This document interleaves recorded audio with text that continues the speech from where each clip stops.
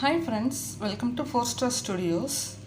இன்றைக்கி இந்த வீடியோவில் கோலம் சம்மந்தமாக கோலம் நீங்கள் இப்போ தான் புதுசாக போட ஆரம்பிக்கிறீங்க அப்படின்னா அதில் உங்களுக்கு ரொம்ப யூஸ்ஃபுல்லாக ஈஸியாக இருக்கிற மாதிரியான ஒரு 2-3 டிப்ஸ் வந்து நான் ஷேர் பண்ணியிருக்கிறேன். வீடியோவை ஸ்கிப் பண்ணாமல் பாருங்கள், உங்களுக்கு ரொம்பவே யூஸ்ஃபுல்லாக இருக்கும். இப்போ நீங்கள் முதல்ல கோலம் போட கற்றுக்கிறீங்க, பிகினர்ஸாக இருக்கீங்க அப்படின்னா புள்ளி வச்ச கோலம்லாம் போடும்போது புள்ளி எப்படி வைக்கணும் அப்படிங்கிறதுக்கு ஒரு சின்ன டிப்ஸ் சொல்கிறேன். புள்ளி வைக்கிறதுக்கு பார்த்தீங்கன்னா இப்போ வந்து நிறைய மாவு எடுத்து இப்படி புள்ளி வைக்கக்கூடாது. பாருங்கள், புள்ளி வந்து இந்த அளவுக்கு அதிகமான மாவு எடுத்து நம்ம புள்ளி வைக்கணுங்கிற அவசியம் கிடையாது. ரொம்ப கொஞ்சமாக மாவு எடுத்து சின்னதாக உங்களுக்கு கண்ணுக்கு தெரிகிற அளவுக்கு இருந்தால் போதும். பாருங்கள், இந்த மாதிரி புள்ளி வந்து ரொம்ப மெல்லிஸாக வைக்கணும்.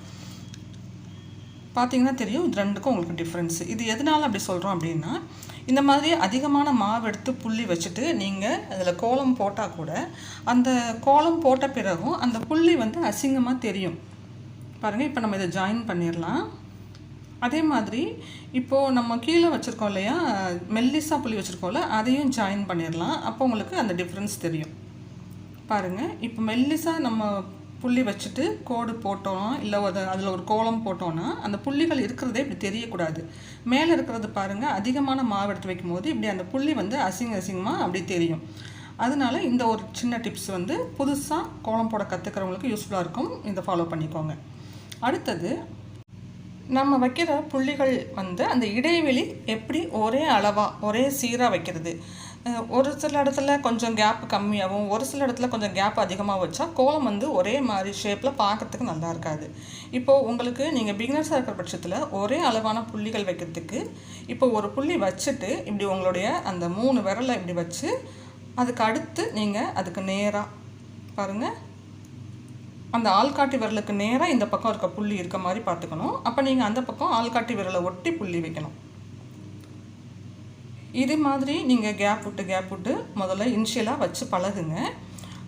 ஒரு கட்டத்தில் உங்களுக்கு இது வந்து நல்லா ப்ராக்டிஸ் ஆயிரும். அப்புறம் உங்களுக்கு இது தேவைப்படாது, நீங்கள் கண்ணால் பார்த்து நீங்கள் ஈஸியாக வச்சுருவீங்க. இப்போது அதுக்கு கீழே வைக்கிறதும் இதே மேலே என்ன அளவு இருக்குதோ அதே அளவு இருந்தால் கரெக்டாக இருக்கும். அதுக்கு என்ன பண்ணலாம் அப்படின்னா, நீங்கள் கையை வந்து இப்படி திருப்பி வச்சுக்கோங்க. மேல் வரிசைக்கும் கீழ் வரிசைக்கும் இடையில இந்த மாதிரி அதே மாதிரி 3 விரல் வச்சுக்கோங்க. பாருங்கள், உங்களோட ஆள்காட்டி விரலுக்கு அந்த பக்கம் இருக்கிற புள்ளி வந்து கரெக்டாக இருக்கணும். இப்போது ஆள்காட்டி விரலை ஒட்டி ஒரு புள்ளி வச்சுருங்க. இப்போ இது பார்த்தீங்கன்னா இந்த மேலே இந்த பக்கம் கீழே ரெண்டுமே அளவு வந்து கரெக்டாக இருக்கும். அதுக்கப்புறம் இதே மாதிரி நீங்கள் எத்தனை லைன்ஸ் வேணுமோ அத்தனை லைன்ஸ் வந்து நீங்கள் புள்ளி வச்சுக்கலாம். இனிஷியலாக உங்களுக்கு இந்த டிப்ஸ் வந்து ட்ரை பண்ணி பாருங்கள், உங்களுக்கு ரொம்பவே யூஸ்ஃபுல்லாக இருக்கும். கோலத்தில் புள்ளி வந்து நம்ம அழகாக ஈவனாக ஒரே மாதிரி இடைவெளியோடு வைக்கும் போது தான் நம்ம போடுற கோலமும் பார்க்குறதுக்கு அழகாக இருக்கும். இது மாதிரி ட்ரை பண்ணி பாருங்கள், நீங்கள் வைக்கிற புள்ளிகளுடைய அளவு ஒரே மாதிரி இருக்கும். இப்போ அடுத்தது, நம்ம இப்போ வந்து உதாரணத்துக்கு ஒரு 4 புள்ளி வச்சுக்கலாம்.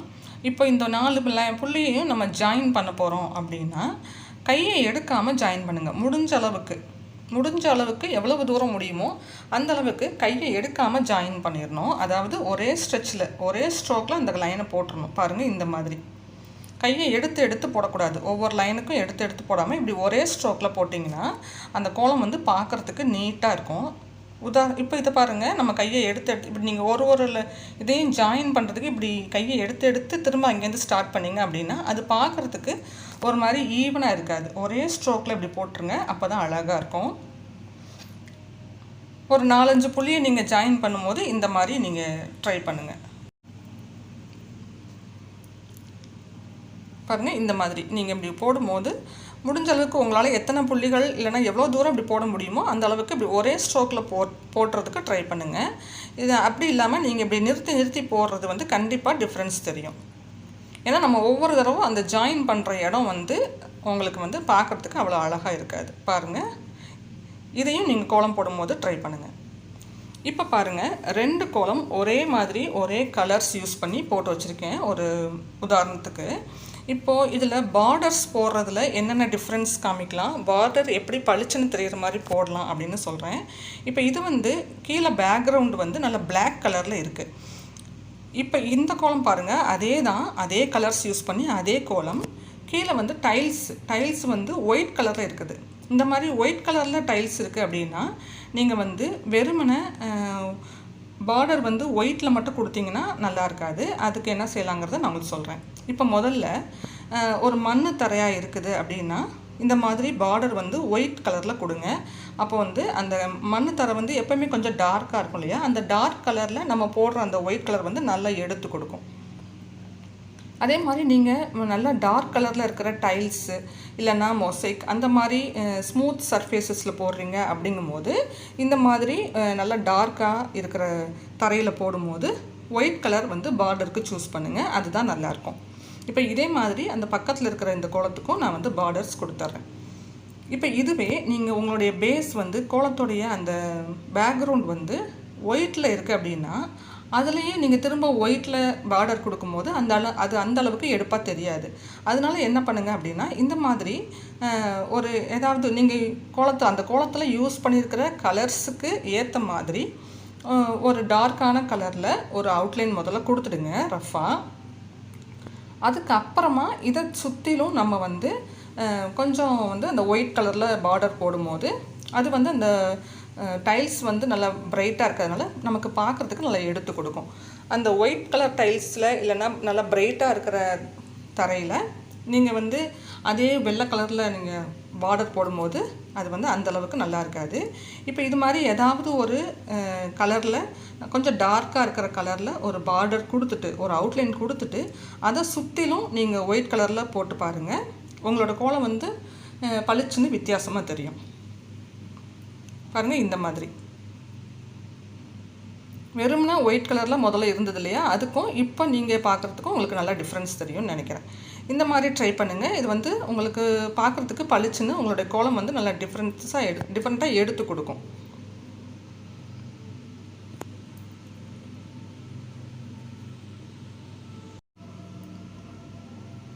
இந்த மாதிரி நீங்கள் ட்ரை பண்ணி பாருங்கள், இது ரொம்பவே நல்லாயிருக்கும்.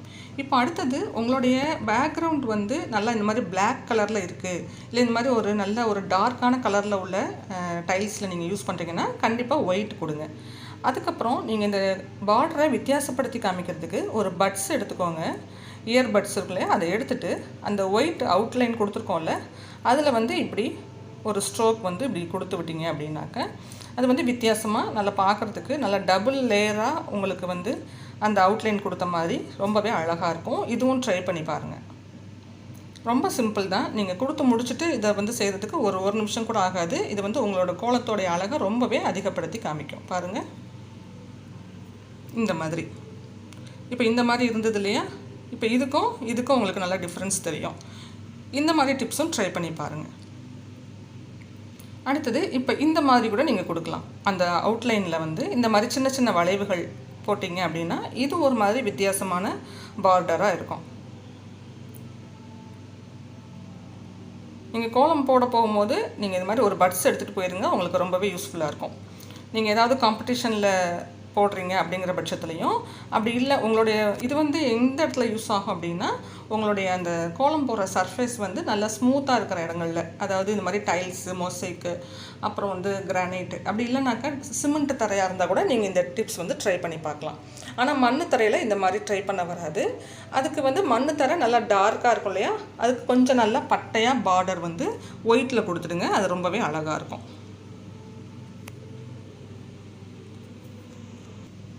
பாருங்கள் இப்போது இந்த மாதிரி நீங்கள் உங்களுடைய பார்டரில் டிஃப்ரென்ஸ் வந்து காமிக்கலாம். அது பார்க்குறதுக்கு ரொம்ப பளிச்சுன்னு ரொம்ப நீட்டாக டபுள் லேயரில் டிசைன்ஸோடு அழகாக இருக்கும். இதே பட்ஸை யூஸ் பண்ணி நீங்கள் நடுவில் பிளெயினாக இருக்கிற இடத்துலலாம் இந்த மாதிரி உங்களுக்கு பிடிச்ச ஏதாவது ஒரு டிசைன் போட்டு விட்டிங்கன்னா அதுவுமே பார்க்குறதுக்கு ஒரு சூப்பரான டிசைனாக தெரியும். இந்த மாதிரி கூட நீங்கள் ஃபுல்லாக எல்லாத்துலேயுமே போட்டு விட்டுடலாம்.